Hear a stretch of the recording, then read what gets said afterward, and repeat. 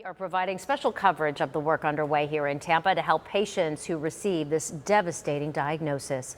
Jameson Euler is live at USF Health's Bird Alzheimer Center and Research Institute. Jameson.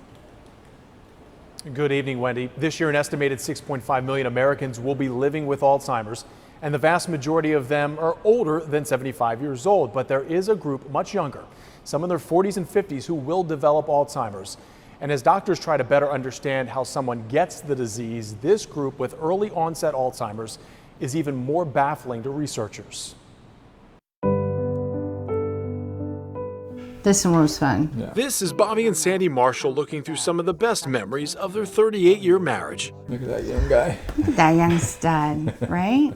It started as a chance encounter when they were both in the Navy. My roommate had a crush on, her roommate, and we wound up double dating one night, and then, she just fell head over heels in love with me, and that was it. At 62, the fact that Bobby can remember that special night is still a blessing. Just 7 years ago, I just had been noticing things with Bobby. They were both high school teachers with Hillsborough County. But at 55, Bobby noticed something was off with his memory. She said, I really want you to go get a baseline, and we can do one in 5 or 10 years down the road. Just let's get a baseline, make sure everything's okay. Their suspicions would change both their lives. I went up and had a baseline, and sure enough, early onset Alzheimer's. The Marshalls say the diagnosis was caught early enough they could prepare for what was to come. But just knowing eventually everything would be lost to the fog is tough to take. The part that gets me is I know eventually I'm not going to remember them. And that's the part that kills me. That's the hardest. The Marshalls say their quality of life is still good. They just have to adjust at times. He doesn't find words.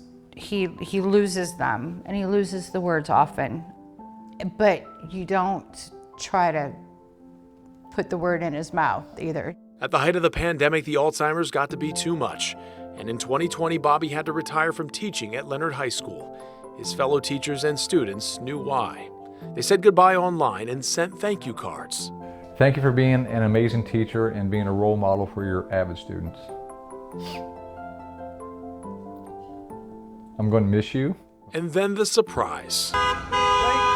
Outside his front door.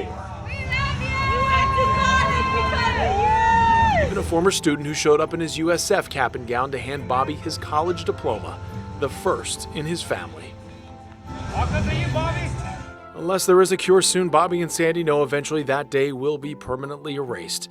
There will be mood swings and anxiety, but there will also be new memories, new trips planned, talk of getting an RV, and special date nights. He got diagnosed, we get Disney passes for 3 years. Yeah. And we go like all the time. Alzheimer's can rob us of so much time. That much doctors will agree. But the one thing they can't seem to put their finger on is the last thing that always seems to go. Love. Sure, I said for better or worse. Just saying. Sometimes she gets it right.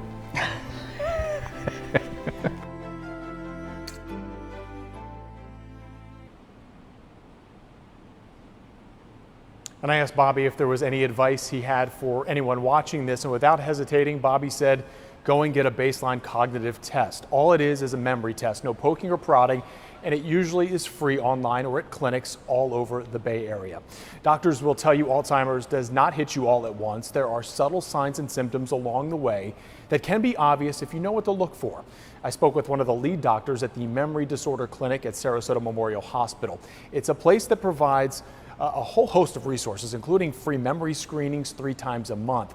She told me, as we get older, our long-term memory naturally fades, but one of the first signs of Alzheimer's or dementia will be short-term memory loss.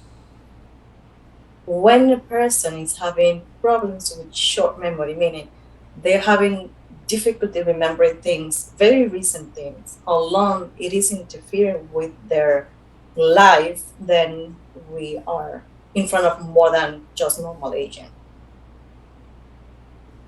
Dr. Sencione tells me memory loss that disrupts a person's daily life is another sign there that something is wrong. Things like difficulty with preparing a meal or following directions that were never an issue before. Withdrawing from work or social activities, and mood swings usually coming from frustration when a person can't remember or do things they have always done before. A dementia diagnosis can be frightening for anyone, but there are specific and unique challenges certain communities face.